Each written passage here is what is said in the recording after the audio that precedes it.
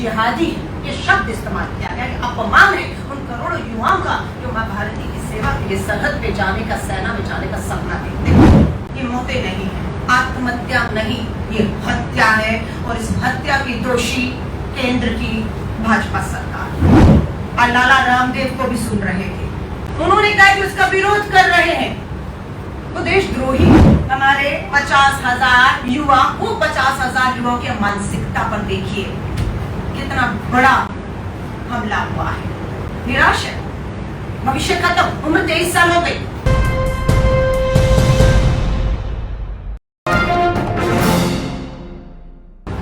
श्री रामनाथ कोविंद जी को भी बुलाए।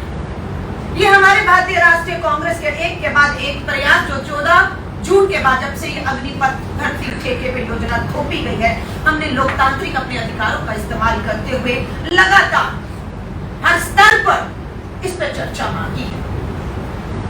राष्ट्रपति जी ने इस बात का विश्वास पूरी भारतीय राष्ट्रीय कांग्रेस को जताया है कि वो सरकार को लिखेंगे कि इस पर व्यापक चर्चा हो सके। राष्ट्रपति जी का हम धन्यवाद करते हैं कि उन्होंने समय दिया और इस पे विश्वास दिलाया कि वो सरकार से इसके बारे में बात करेंगे।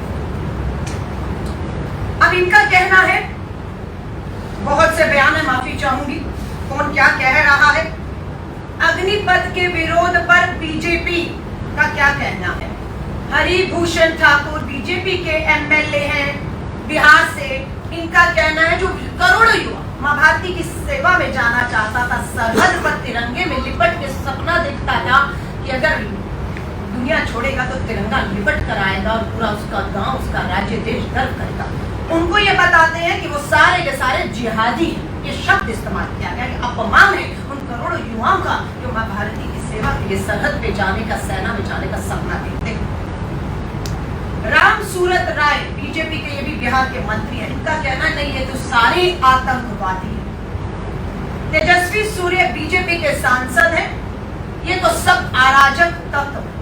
जब ये शब्द सुन रहे होंगे आपको समझ आ रहा होगा, यही शब्द किसान कृषि आंदोलन में भी हमारे अन्नदाताओं के खिलाफ उन्हें कभी खालिस्तानी, कभी अराजक, कभी उन्हें पता नहीं क्या जीवी, आंदोलन जीवी, ये बताकर अपमानित किया गया। और सच्चाई ये है, तानाशाह सरकार झूठी और हमारे देश के किसान अन्नदाता की जीत हुई। कृषि कानून वापस हुआ।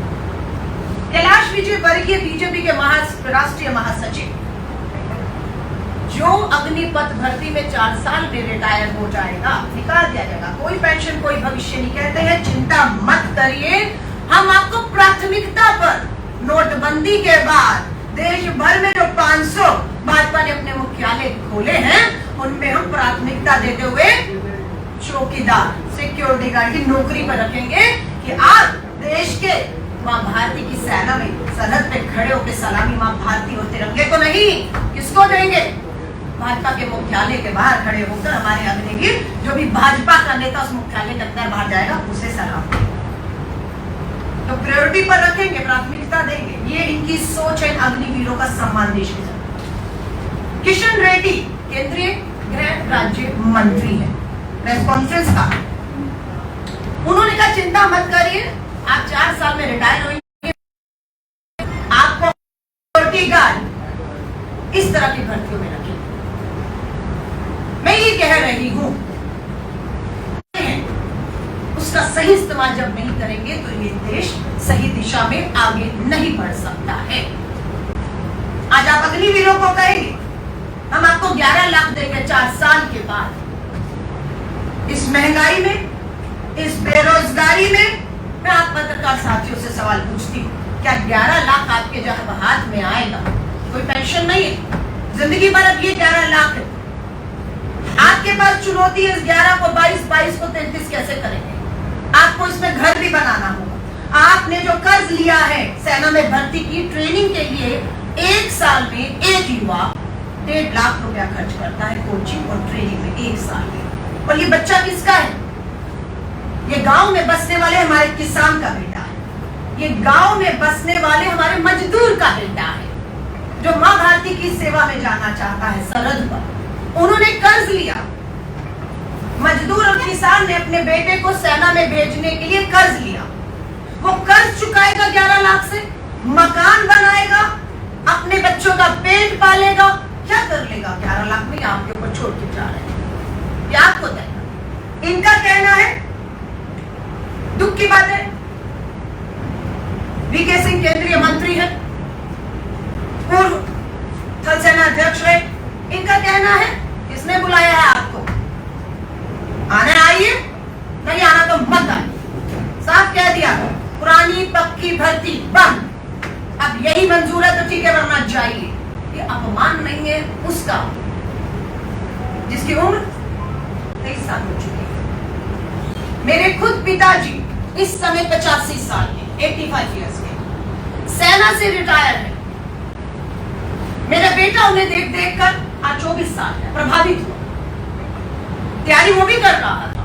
मां हूं, इसलिए उन करोड़ों युवाओं का दर्द समझ पा रही हूं, जिनको तस्वीरें, उसकी उम्र 24 साल हो गई, बोला मां नाना जी की तरह मैं अब नहीं भर्ती में सेना में जा पाऊंगा। मां हूं, आंदोलन हुआ दिल्ली के अंदर, भावुक हो गई। सुसाइड से पहले बहन को कहा फौजी नहीं बन पाऊंगा, मेरे सपने खत्म हो गए, टूट गए हैं। आर्मी कैंप की जगह माथे पर पोस्टमार्टम का पर्चा, अगर अभी भी खून नहीं खोले तो वो पानी है। ये बेटा क्या चाहता था, सेना में जाना चाहता था, मां भारती की सेवा करना चाहता था। मां सोचती थी कि मेरा बेटा मां भारती के लिए कभी शहीद भी हो गया, तिरंगे में लिपट के आएगा और फक्र से फक्र होगा उस मां का। लेकिन वो बच्चे ने तो दम तोड़ दिया, हताश और निराश कर दिया आपकी ठेके की इस अग्निपथ भर्ती योजना।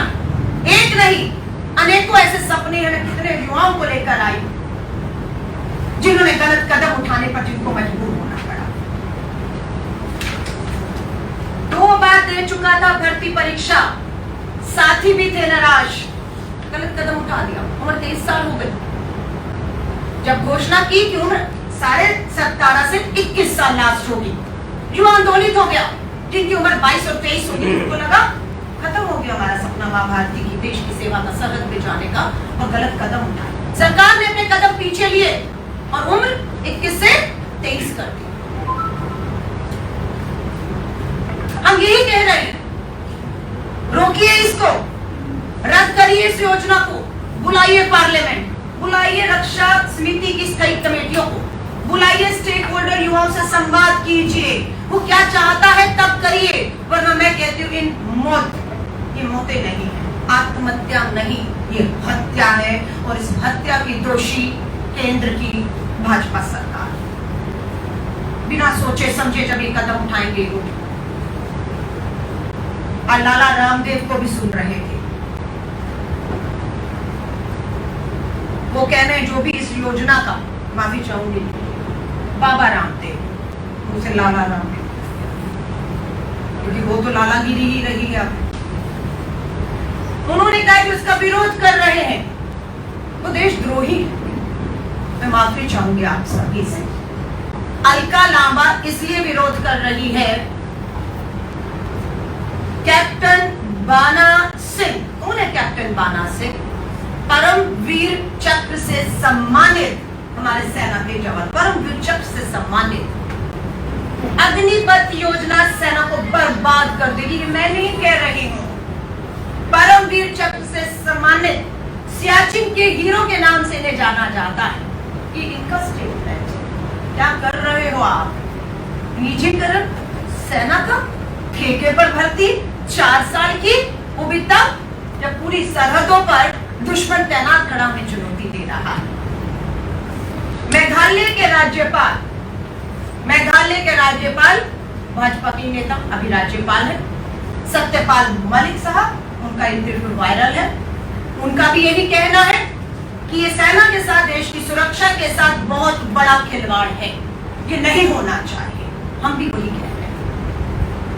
2 साल में 50,000 युवा परीक्षा पास कर चुके थे, मात्र 2 साल में 20 और 21 परीक्षा पास हो चुकी। बस लिस्ट आनी थी कि मेरा नाम आ गया कि मैं कब कूच करूंगा सरहद के लिए, मां भारती के लिए। सब फिर शून्य पर आ गए।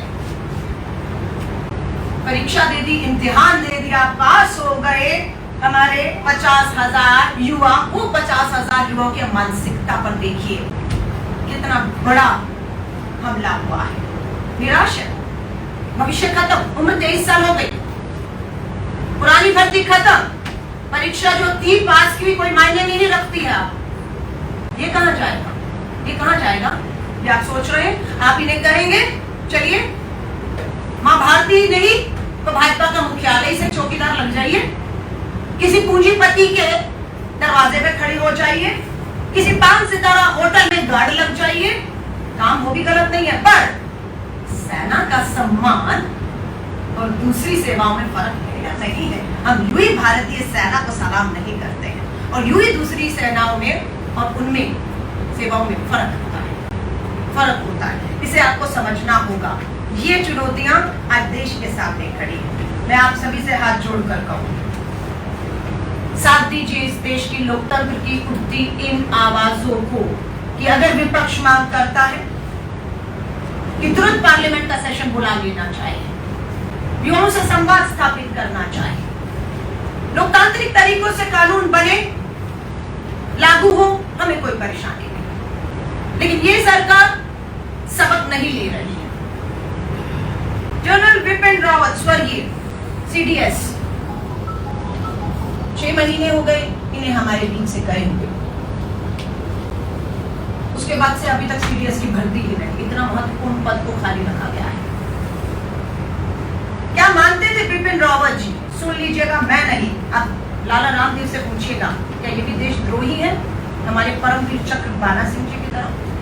बिपिन रावत जी ने कहा था, मैं कोट कर रही हूँ, अब उनको मैं कोट कर रही हूँ, हम सैनिकों को सियाचिन द्रास भेजते हैं और उन्हें लगभग 18,000 की मामूली पेंशन के साथ यंग एज में ही रिटायर कर देते हैं, फिर वो दूसरी नौकरी ढूंढते फिरते हैं। मैं चाहता हूं कि वे लोग 58 साल तक नौकरी करें। जनरल बिपिन रावत का कहना है। और आप क्या कर रहे हैं? 58 17.5 साल के युवा की भर्ती 21.5 साल में सड़क पर, और वो भी क्या, आम युवा नहीं है। आपके मुताबिक वो अग्निवीर है, उसे हथियारों की, आधुनिक हथियारों की ट्रेनिंग के साथ हम छोड़ रहे हैं। और आप कहते हैं इन सबको हर 4 में से 3 बाहर होने वाले हैं इस भर्ती में, हर 4 में से 3 बाहर होंगे, हथियारों की ट्रेनिंग होगी। आप कहते हैं इन्हें हम निजी उद्योगपतियों से बात होगी, हम दूसरी सेवाओं में इन्हें रखेंगे। कितनों को? 10% कोटा तय किया है, 65%। और आप समझ रहे हैं कि ये युवा हथियारों की आधुनिक ट्रेनिंग के बाद नहीं कहीं भर्ती हुआ। भर्ती की क्या है मैं नहीं कह रही, हम लोगों ने, मैं आपको बता रही हूं, 2004 में डॉक्टर मनमोहन सिंह जी ने रक्षा मंत्रालय के तहत 2004 में पूर्व प्रधानमंत्री डॉक्टर मनमोहन सिंह जी ने एक्स सर्विसमैन वेलफेयर विभाग डिपार्टमेंट का निर्माण किया 2004 में। डॉक्टर मनमोहन सिंह जी ने एक्स सर्विसमैन हो गए। अब आपको बताऊं, एक्स सर्विसमैन जितने भी हैं रिटायर हुए, उनमें से कितने प्रतिशत को नौकरी आगे मिली? मात्र 2%, मात्र 2%।